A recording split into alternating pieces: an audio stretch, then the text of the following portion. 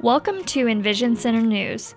Today's episode is all about the Community Cancer Services with Executive Director Cindy Marx and Resource Specialist Sara Hensel. Welcome to EnVision Center News. My name is Sara Hensel, and I'm the Resource Specialist and Volunteer Connect Coordinator for the Community Resource EnVision Center. And today, my special guest I have with me is Cindy Marx. She is the Executive Director of the Community Cancer Services here in Sandpoint, Idaho. Welcome, Cindy. We are so glad to have you with us today. I'm glad to be here, and thank you for having me, and thank you for doing this. Yeah, it's going to be a good interview. So I'm going to ask you a little bit about yourself first and how you became involved with Community Cancer Services. So give us the down low on who you are and how you got started. I've been in Sandpoint for 30 plus years now. Nice. Moved out here, just change of scenery. I came from Massachusetts, and I've done a bunch of things here in Sandpoint and know a bunch of people here in Sandpoint. I started out at the Sandpoint West Athletic Club. That was my degree, was in sports, fitness, and leisure studies. Oh, that's cool. I like it. It was a fun one. Yeah. And then worked at Coldwater for a while. Okay. And worked at Ponderay Winery for a long time. Okay. And then I've kind of been around Community Cancer Services since its beginning. I knew one of our founders, Heather Gibson, and so I have been around with the fundraisers and things like that over the years, and I think it was about 2013 we were doing a fundraiser, and as we wrapped it up, I asked one of the board members, so what's it take to be a board member? And they said, you'd be perfect. And so I joined the board, I think, in 2014, and then in 2016, I was the vice president, and the president and I went to an event down at the CREC Center where there was a bunch of nonprofits, and there were guest speakers and all of that, and they were basically promoting donor maintenance software. Okay. And we're sitting there looking at each other going, we don't have any of this stuff. Yeah. And we don't have anybody on staff with the skill set, and we don't really have the time for them to do it or the money to pay them to do it, to do this. But this is like the next step for our organization. Okay. And so I chewed on it for a while, came back and proposed to the board that I come on as a paid employee, with the understanding that my job was to raise enough money to cover me and to bring the organization up to the next level financially. Nice. And I said, you guys pick 6 months a year. If I'm not paying for myself and then some, I walk away, and no harm, no foul. Yeah. It took them a month or two to figure that out and agree to that. And the day they agreed to it, the girl who had been working in the office gave notice. Wow. And so then the board comes back and says, well, you can just do both of those things. and so that was like in September of 2016, and I've been filling both roles ever since. And I've had some people help me in the office at different times in different ways, and we also have a counselor in the office that's there a couple days a week, so that part of it gets fulfilled with I did not know else. You guys had a counselor. Yeah. That's great, because that's pretty vital. The whole cancer diagnosis thing brings up so many things for the person diagnosed and the rest of the family. Yeah. And we can support them all. Absolutely. So, yeah. Wow, that's incredible. So I noticed that on the website it said that you guys launched in 2002, Mm-hmm. and that it was started by a local citizen, and that you also have something called Heather's House. Can you give me more about that? Yeah. So Heather was one of our founders. Okay. She herself had been diagnosed with cancer. And at that point in time, everything cancer-related was done in Coeur d'Alene, Post Falls, Spokane, Seattle. Gotcha. And she had really good support and wonderful people to help her and her family. But as she was sitting there getting chemo injected into her veins, she's looking around that room, realizing that a lot of these people are also from Sandpoint. Wow. And they don't have those same resources. Yeah. And Cynthia Dalsing, who was a nurse practitioner in Sandpoint for a long time, was a friend of Heather's. And her description of it is just that just by being around Heather, you were going to want to get involved in whatever she was going to get going. Yeah. And what she wanted to get going was helping people from Sandpoint get to these visits. Yeah. And ultimately, that also made Kootenai Cancer put in a facility up here. So this whole organization was instrumental in connecting all of those dots and getting something going up here. Wow. So the vision was to help people, and it was, initially just started by providing lunches at the cancer center once they got it going up here for the people who were getting chemo. Yeah. And then it was helping people with gas and things like that. But eventually they wanted like a little boutique with wigs and things like that. So they ended up with a little house that belonged to one of the churches in town. Okay. And volunteers came in, painted, renovated, whatever. And it was, it's one of these tiny little old Sandpoint houses that has like kitchen, main living space, 1 bedroom and a bathroom.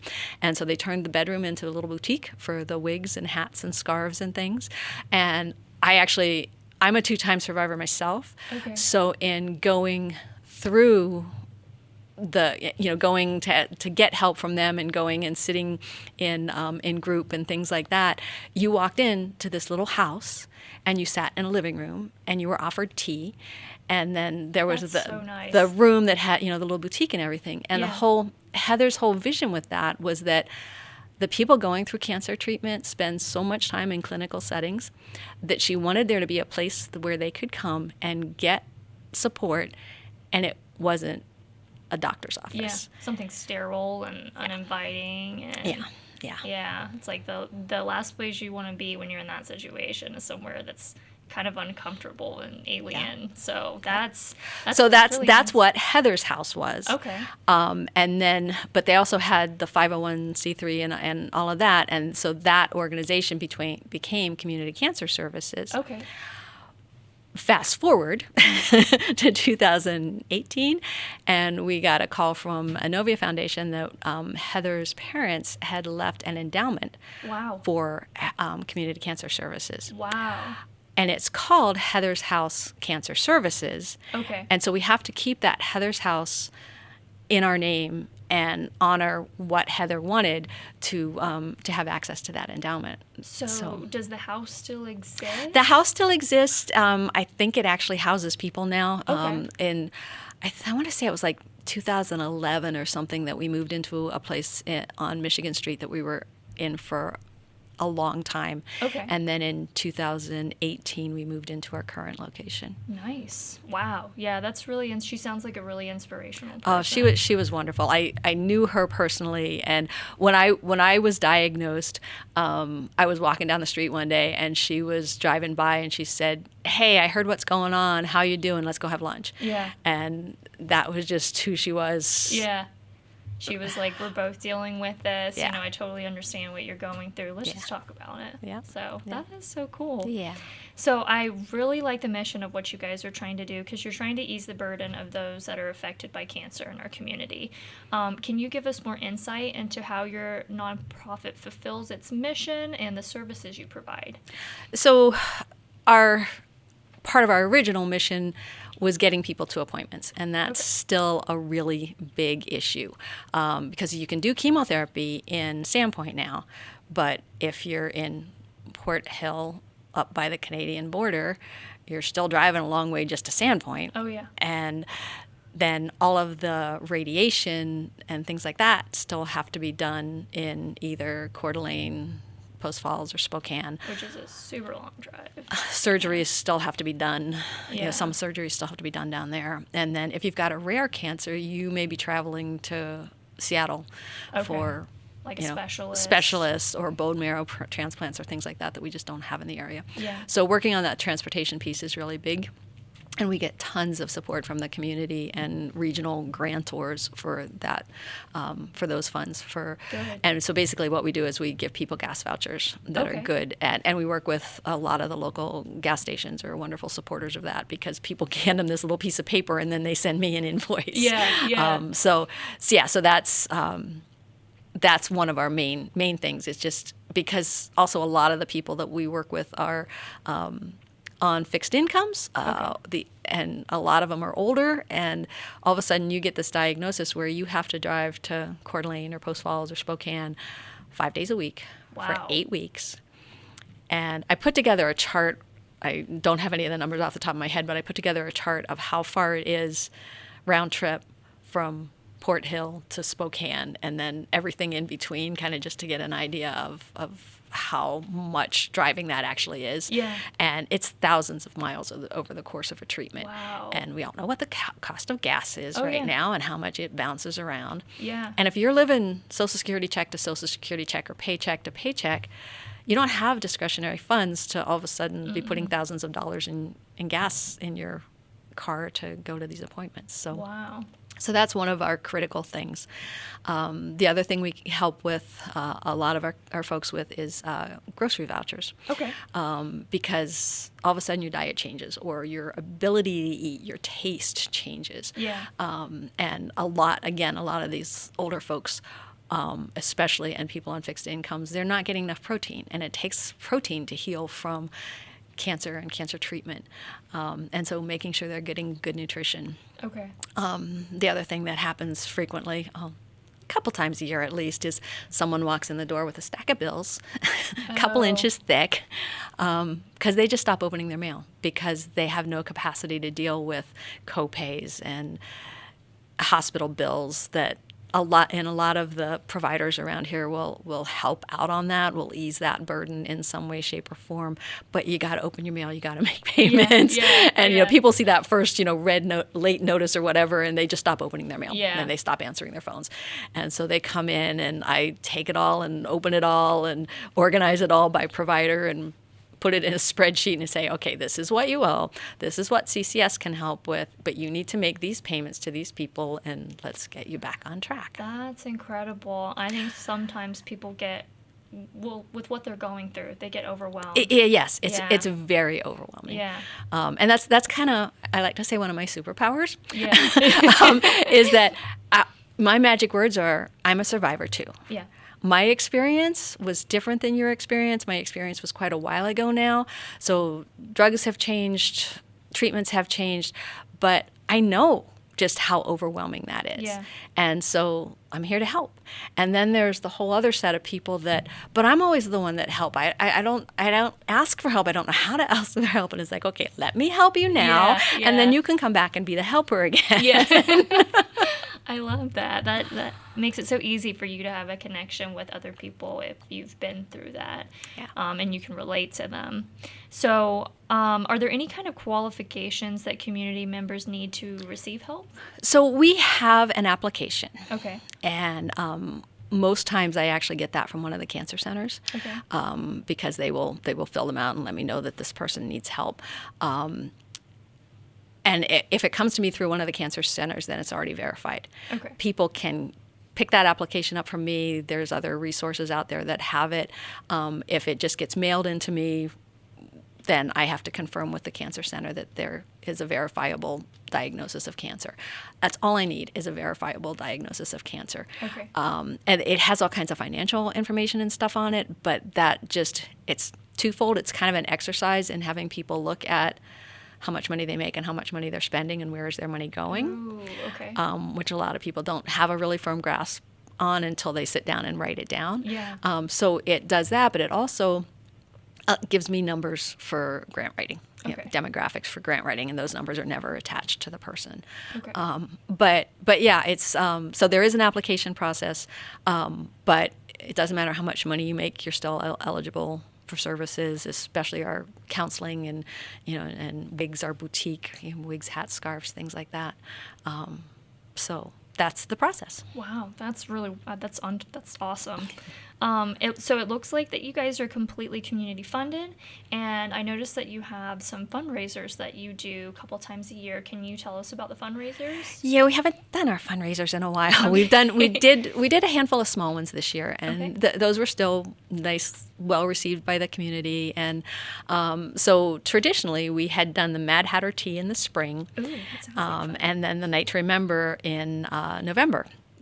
And I don't know if we'll get back around to those or not. We had kind of been looking at just doing one and kind of blending the two events or doing something a little different with them. So I'm not sure what our fundraiser will look like going forward, but as soon as we're on the other side of this whole COVID thing, we will attempt to do that again. Those sound kind of what? So are they themed fundraisers? Yes. The Mad Hatter was totally Mad Hatter themed, and it was a big tea party, and we still have all these random tea cups and saucers and pots and things like that, and we would decorate all the tables with all of those, and decorate with just all, it was a lot of hours decorating, but it was really cool once it was set up. That's really cool. Yeah. I think I might have saw some pictures of that. Yeah, yep. There's definitely some on the website. Wow, this is nice. Yeah, you guys did a great job. Yeah.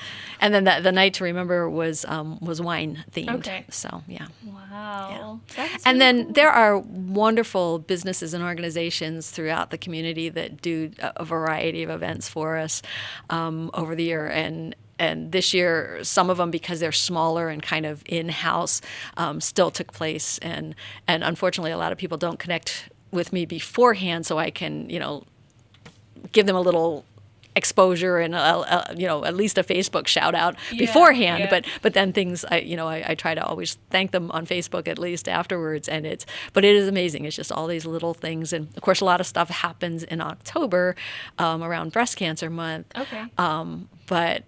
But still, it's just like all year round, all these things trickle in and Kind of pop up. yeah, and it's just amazing. It's like, oh yeah, I forgot about that one. I really should advertise these things, but they got to let me know they're doing them. It's great that you guys have so much community support. It is, yeah. Yeah. And then just donations, just straight up donations from community members, and then grants, because we don't get funding from state or federal organizations or anything like that. It's mostly small local organizations that provide grants to us, like Community Assistance League and things like that. So there's still, even that is really localized. Yeah. I've found, since I'm kind of a newbie here, that Sandpoint is such a tight-knit community. Yeah. I mean, more than anywhere I've ever experienced. And I can see how people can come together so easily and just lift people up in their time of need. So I think that's wonderful. So let me ask you a few more questions. So I just kind of want to know, what do you feel like the goals are going forward with Community Cancer Services, and what is a big win for the organization? I as long as cancer is affecting members of our community, I think we just keep on doing what we're doing and hopefully just continue to grow the amount of support we can provide, because we have a limit per client per month, just so that we average around 200 people a year. Okay. With anywhere between 35 and 50 of those getting support in any given month. But the reality is, I'd like to be giving people a lot more money for gas than we are, Sure, and then every now and then someone comes along with a bigger need, and it's just like, I don't really have an ability to do one time. I can put tires on your car, or I can fix your car, or I can do something. I can pay your down payment because you have to move into a ground floor place now, and Sure. so I don't really have that much leeway on those kind of things for the most part. So just having a little more ability to go an extra mile for someone who needs it as a one-time thing. And then as far as a big win, I think it's just a big win that we're still doing what we're doing all these years later.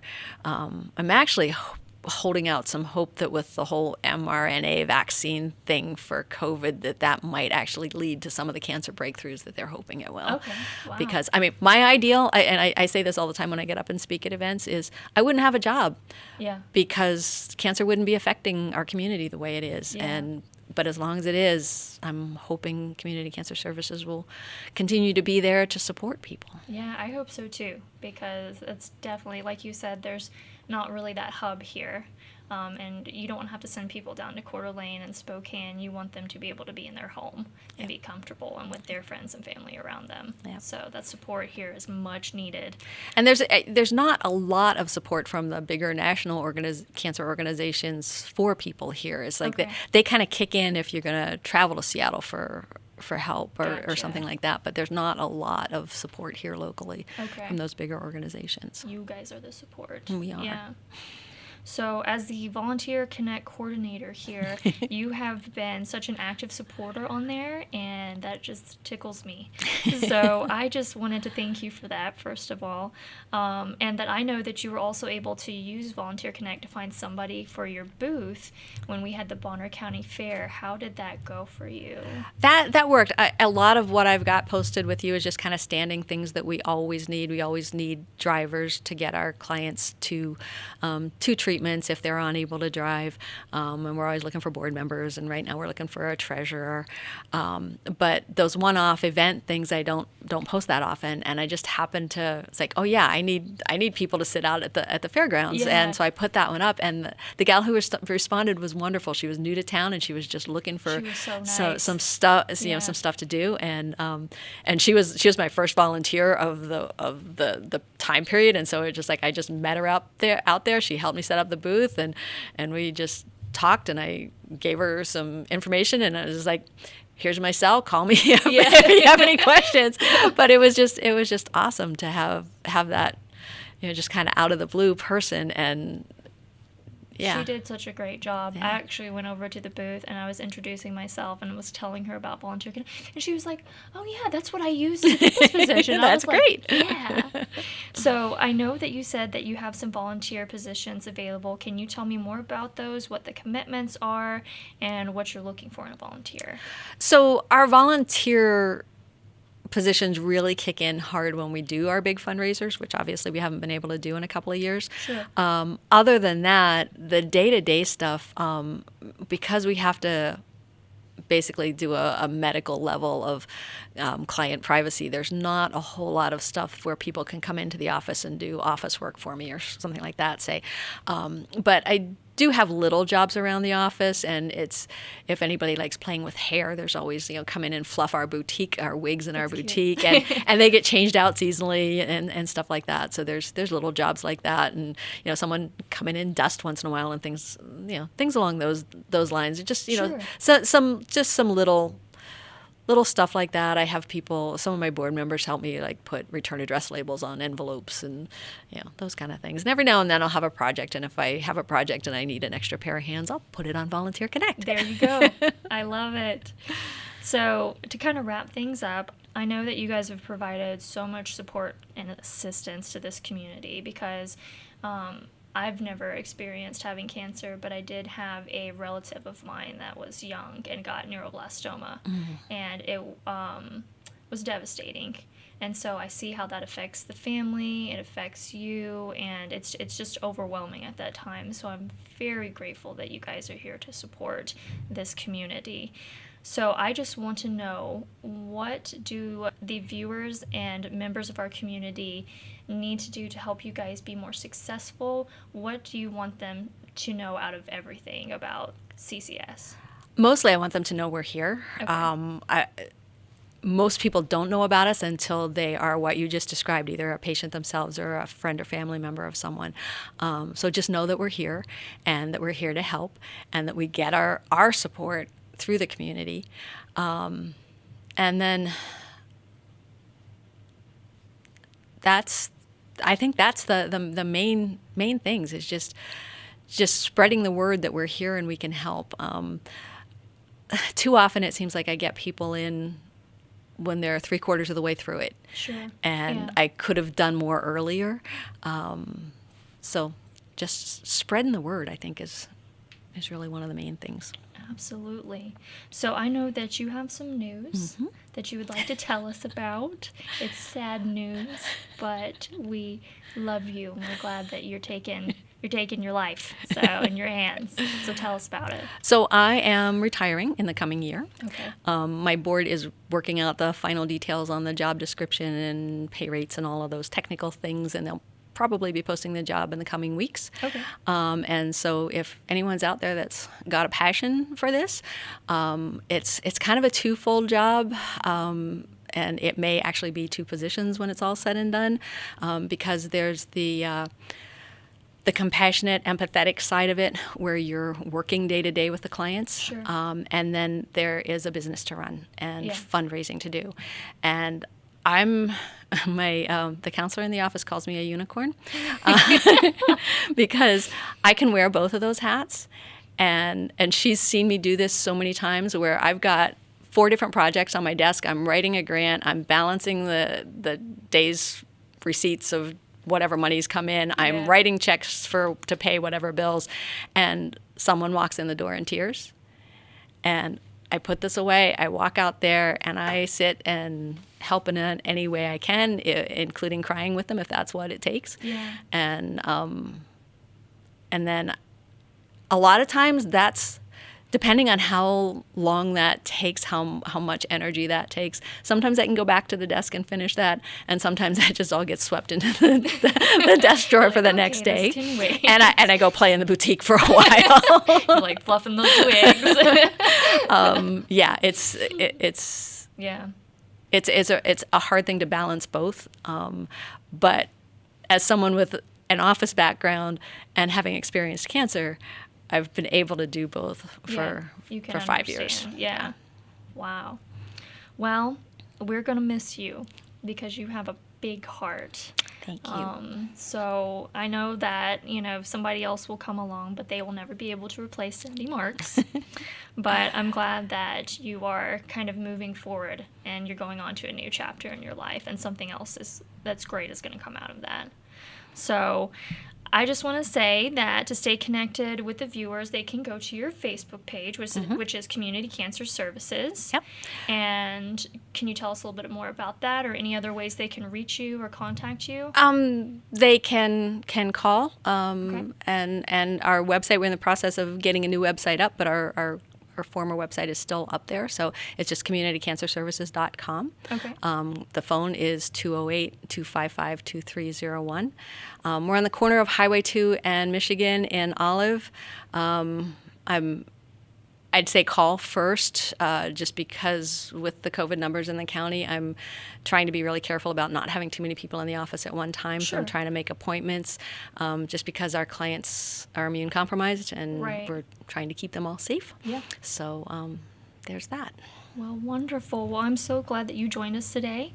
And as always, if you want to find more about the opportunities that Cindy has at Community Cancer Services, you can always go on the website, but go to Volunteer Connect as well and reach out to them and just see if you have a passion for this, get to know them, and maybe somebody could be the new Cindy Marx. Maybe. That would be wonderful. Thank you for joining us today. Thank you for having me. Thank you for doing this. And we look forward to seeing you next time. Thanks for listening to today's episode. For more information, you can go to CRECidaho.com. Please like, share, and subscribe. We will see you again soon.